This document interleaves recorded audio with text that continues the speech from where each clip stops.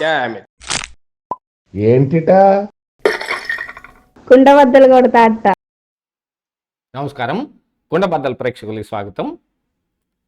Professor Nageshwar Amit Shah గురించి చేసిన కొన్ని వ్యాఖ్యలు, ఆయన ఏ ఉద్దేశంతో చెప్పినా దాని వెనక ఎంత నిజం ఉన్నప్పటికీ, అంటే అమిత్ షాకి జగన్మోహన్ రెడ్డి అంటేనే ఎక్కువ ఇంట్రెస్ట్. ఇప్పుడు చంద్రబాబు నాయుడుతో కూటమి కట్టున్నా కూడా అది పార్షియల్ ఫ్రెండ్షిప్ మాత్రమే, లాంగ్ టర్మ్ ఫ్రెండ్గా జగన్మోహన్ రెడ్డి ఉంటాడు అనేది కదా ఆయన వ్యాఖ్య. ఇప్పుడు ఆయన చేసిన వ్యాఖ్యలు, ఆ వ్యాఖ్యల వెనక వైసీపీ ఉందా, లేదు ఇక్కడ తెలంగాణలో బీఆర్ఎస్ పార్టీ ఉందా అనే కొన్ని అనుమానాలు కూడా కొంతమంది వ్యక్తం చేస్తున్నారు. ఏ ఉద్దేశంతో చెప్పినా, ఎందుకు చెప్పినా అవి ఈ రోజున జగన్మోహన్ రెడ్డి కొంప ముంచేశాయి. అమిత్ షా దీని మీద ఒక గట్టి నిర్ణయం తీసుకోవాల్సిన స్టేటస్కి ఇప్పుడు వచ్చేసి ఉన్నాడు. కొంతమంది బీజేపీ నాయకులు కూడా ప్రొఫెసర్ని సపోర్ట్ చేస్తున్నట్టుగా కనపడినా, మరి కేంద్రంలో ఉన్న పెద్ద నాయకుల యొక్క మనస్థితి ఎలాగుంది అని అర్థం కాక చేసినవే తప్ప ఇవి ప్రస్తుతం అమిత్ షా ఒక గట్టి నిర్ణయానికి వచ్చినట్టుగాను, ఈ విషయమై ఇప్పుడు జగన్మోహన్ రెడ్డి తోటి ఎంత లాంగ్ ఫ్రెండ్షిప్ ఉన్నప్పటికీ ప్రస్తుతానికి చంద్రబాబు నాయుడు అవసరం చాలా కనపడుతున్నట్టుగాను, అసలు ఈ వ్యాఖ్యల వెనక బీఆర్ఎస్ పార్టీ ఉండటానికి ఎందుకు కారణం అని అంటే, ఇక్కడ తెలంగాణలో బీజేపీ తన బలం పుంజుకోవడానికి మరి చంద్రబాబు నాయుడిని నరేంద్ర మోడీ ఆయన ఇంటికి వెళ్ళే కలిసి మరి కొంత మంతనాలు జరిపాడు. ఆ వెంటనే చంద్రబాబు కూడా ఢిల్లీ వెళ్ళి కూడా అమిత్ షా తోటి మాట్లాడటం కూడా జరిగింది. దీని అంతటికీ కారణం ఏంటంటే, తెలంగాణలో బీజేపీ స్థానం పెంచుకోవడానికి, వాళ్ళ బలం పెంచుకోవడానికి చేసిన ప్రయత్నం. మరి ఇప్పుడు ఇమీడియట్గా ఎంత లాంగ్ టర్మ్ ఫ్రెండ్ అయినా జగన్మోహన్ రెడ్డి తోటి ఇప్పుడు తెలంగాణలో ఏం ఉపయోగం లేదు కదా. దాంతోపాటుగా బీఆర్ఎస్ పార్టీ కేసీఆర్ కానీ, మరి వైఎస్ఆర్ కాంగ్రెస్ పార్టీ జగన్మోహన్ రెడ్డి కానీ, ఇద్దరు ఎలాంటి వాళ్ళు అన్నదమ్ముల్లాగా, తోడు దొంగల్లాగా మరి ఆ రోజున అధికారంలో ఉన్న సమయంలో వాళ్ళు వ్యవహరించిన వ్యవహార శైలి కూడా కనపడింది. మరి వీటన్నిటినీ ఇప్పుడు ప్రస్తుతం అవసరమైన చంద్రబాబు నాయుడు కోసం వదిలేసుకుంటారా, లేదు చంద్రబాబు నాయుడు తోటి ఇలాగనే నడుపుకుంటూ వచ్చి తర్వాత ఏం చేస్తారు అంటే, బీజేపీ ఎప్పుడు ఏమైనా చేయగలిగేది, అది అందులో అండౌట్. ఇందులో కుండబద్దలు కూడా గట్టిగా విశ్వసిస్తుంది.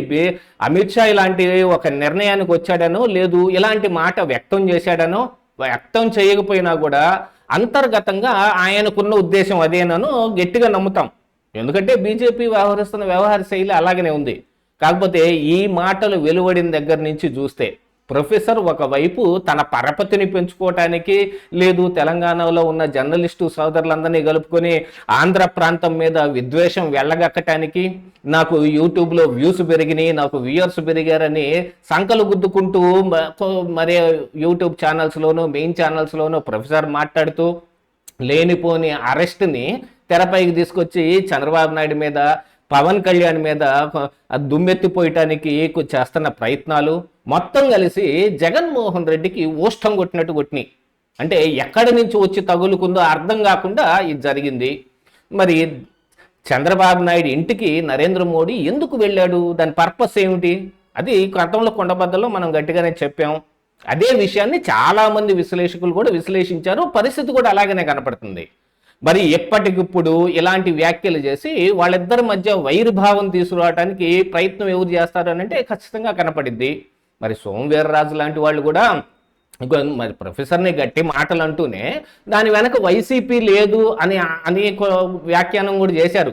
దానికి ప్రొఫెసర్ కూడా సర్కాస్టిక్ గాను, మామూలుగాను దానికి కూడా కృతజ్ఞతలు తెలిపాడు సోమవీర్రాజుకి. కాకపోతే ఎవరికి తెలియదు, ఇప్పుడు వైఎస్ఆర్ కాంగ్రెస్ పార్టీ వెనక బీజేపీ లేదు అని అంటే నమ్మేవాడు ఎవరైనా ఒక్కళ్ళైనా ఉంటారా ఆంధ్ర తెలంగాణ ప్రాంతంలో? ఖచ్చితంగా అది లేని పని. అసలు కవిత స్వయంగా చెప్పింది, బీఆర్ఎస్ పార్టీ తోటి బీజేపీ కలిసిపోవడానికి ఎంత ప్రయత్నాలు చేశారు, కేటీఆర్ కూడా బీజేపీ నాయకులతోటి ఎన్ని మంతనాలు చేశాడు అని. అలాంటిది అత్యంత సోదరాభావంతో ఉన్న జగన్మోహన్ రెడ్డిని వదిలేస్తాడా కేటీఆర్ కానీ, కేసీఆర్ కానీ? ఏం కాదు కదా. జగన్మోహన్ రెడ్డి ఎప్పటికైనా సరే ఉపయోగపడతాడు అనే ఉద్దేశం బీజేపీకి ఖచ్చితంగా ఉంది. కానీ ఇప్పుడు ప్రస్తుతం కావాల్సినప్పుడు, మొన్న 24 ఎన్నికల్లో ఇంత Jaganmohan Reddy long term friend అయినప్పటికీ ఎందుకని ఆయనతోటి దూరం పెట్టుకుని మరి టీడీపీతో కూటమి కట్టాల్సి వచ్చింది అంటే, ఇంటెలిజెన్స్ ఇచ్చిన కొంత సమాచారం, ఆంధ్రప్రదేశ్ రాష్ట్రంలో ఖచ్చితంగా తెలుగుదేశం పార్టీ ప్రభంజనం సృష్టించబోతోంది అని తెలిసే కదా. మరి ఇక పవన్ కళ్యాణ్ని మరి ఆయన సొంతగా వచ్చాడా లేకపోతే బీజేపీ పంపిస్తే వచ్చాడా అనే అనుమానాలు కొంతమందికి ఉన్నా, పవన్ కళ్యాణ్ అయితే ఇప్పుడు చంద్రబాబు నాయుడు అంటే మంచి భక్తి భావంతో, ఆయనంటే గౌరవ మర్యాదలతోటే ఉంటున్నాడు. కూటమిని ఇలాగనే 15 సంవత్సరాలు కొనసాగించడానికి ఆయన సిద్ధంగా కూడా ఉన్నాడు. కాకపోతే ఆయన్ని రెచ్చగొట్టి విడిగా పోటీ చేయడానికి చేస్తున్న కొన్ని ప్రయత్నాలు కావచ్చు, మరి కాపుల్లో ఆయన మీద విద్వేషం రేగే విధంగా కొన్ని కామెంట్స్ కావచ్చు, ఇవన్నీ ఎన్ని ప్రయత్నాలు చేస్తున్నా పవన్ కళ్యాణ్ అయితే దూరంగా జరిగేటట్టు కనిపించడం లేదు. మరి పవన్ కళ్యాణ్ దూరంగా జరగకుండా బీజేపీ ఒక్కటి బయటకు వెళ్ళిపోయి జగన్మోహన్ రెడ్డి తోటి కలిసి ఆంధ్రాలో మరి వాళ్ళు ఏదైనా సాధించగలిగే అవకాశం ఉందా? లాంగ్ టర్మ్ ఫ్రెండ్షిప్ ఉంటే అండర్ కరెంట్గా ఉంటుంది, కేసుల నుంచి బయటపడే అవకాశం ఉంటుంది. కానీ ప్రస్తుతానికి ఇప్పుడైతే అది కూడా బిడిసికొట్టినట్టుగానే ఉంది. ఇప్పుడు ఈడీ దూకుడు పెంచింది. 2 రోజులుగా చూశారంటే ఈ వ్యాఖ్యలు ఏదైతే ప్రొఫెసర్ నోటి ద్వారా బయటకు వచ్చినాయో ఆ వ్యాఖ్యలు వచ్చిన దగ్గర నుంచి ఒకసారి పరిశీలిస్తే ఈడీ ఎక్కువ మందిని ప్రశ్నించడం కానీ లిక్కర్ కేసుల్లో లేదు గనుల కేసుల్లో ఇత్యాది వ్యవహారాలు మొత్తంలో వాళ్ళు తవ్వాల్సింది మొత్తం తవ్వుతా ఉన్నారు. చెవిరెడ్డి భాస్కర్ రెడ్డి కొడుక్కి భార్యకి నోటీసులు ఇవ్వటం కానీ, విజయసాయి రెడ్డిని మళ్ళీ పిలిచి ఫోన్ మొత్తం ఓపెన్ చేయించుకోవటం కానీ, ఆయన మళ్ళీ చెప్పాడు రాజకేశ్ రెడ్డికి మొత్తం తెలుసు అనే సంగతిని చెప్పాడు. ప్రెస్ ముందు ఇలా చెప్పినా లోపల ఇంకా ఎక్కువ సమాచారమే చెప్పుండే అవకాశం ఉంది కదా. ఈడీ ముందైనా సరే, సిట్టు ముందైనా సరే ఆ విషయంలో కూడా గట్టిగా వస్తుంది. అంటే ఇప్పుడు జగన్మోహన్ రెడ్డి తోటి ఏదైనా కొంత ఈ వ్యవహార శైలి మేము జగన్కి దూరంగానే ఉన్నాము అని చెప్పుకోవాల్సిన పరిస్థితి ఇప్పుడు బీజేపీకి కూడా ఏర్పడింది. అంటే జగన్మోహన్ రెడ్డి అరెస్ట్ దగ్గర పడిందని అర్థం దానికి. అది తప్ప బీజేపీ జగన్కు దూరంగా ఉందని చెప్పడానికి ఇంకా వేరే ఏ కారణం దొరకదు. జగన్ని ఎప్పుడైతే ఈడీయో సిబిఐయో అరెస్ట్ చేస్తుందో జగన్ తోటి మేము తెగదెంపులు చేసుకున్నాం అని చెప్పుకోవడానికి బీజేపీకి ఉన్న అస్త్రం అదొకటే, అది తప్ప వేరేం లేదు. ఎందుకంటే చంద్రబాబు నాయుడు ఎటు కూడా జగన్మోహన్ రెడ్డిని అరెస్ట్ చేయించే విధంగా ఏం లేడు. ఎందుకంటే ఆయనకి తెలుసు ఆయన అరెస్ట్ తర్వాత ఏం జరిగిందనేది. ఒకవేళ జగన్మోహన్ రెడ్డిని అరెస్ట్ చేసినా ఎంత సింపతి వస్తుందనేది.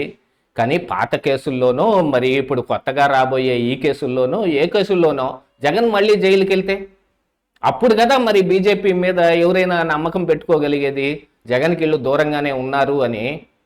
కాకపోతే ఇప్పుడు ఉన్న పరిస్థితి ఏమిటి అనంటే చంద్రబాబు నాయుడు తోటి నరేంద్ర మోడీ స్వయంగా ఆయన ఇంటికి వెళ్ళి మంతనాలు చేయటం వెనక కానీ, లేకపోతే చంద్రబాబు నాయుడు ఢిల్లీ వెళ్ళి అమిత్ షా తోటి మంతనాలు చేయటం వెనక కానీ తెలంగాణలో బీఆర్ఎస్ పార్టీకి కంటకింపుగా ఉంది.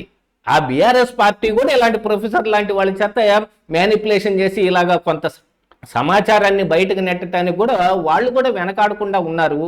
వీళ్ళందరికీ వత్తాసు పలుకుతూ వ్యూస్ని బాగా ఎక్కువగా పెంచుకోవడానికి, సబ్స్క్రైబర్లను పెంచుకోవడానికి, రెవెన్యూ ఎక్కువ జనరేట్ చేసుకోవడానికి ప్రొఫెసర్ ఆడుతున్న ఈ నాటకంలో జగన్మోహన్ రెడ్డి టోటల్గా కొలాప్స్ అయ్యే విధంగా ఉన్నాడు. ఇదే ఈరోజు కుండబద్దలు.